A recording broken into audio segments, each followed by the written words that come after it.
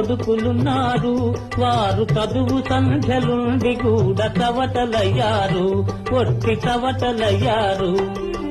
అనగనగా ఒక రాము, అనగనగా ఒక రాణి.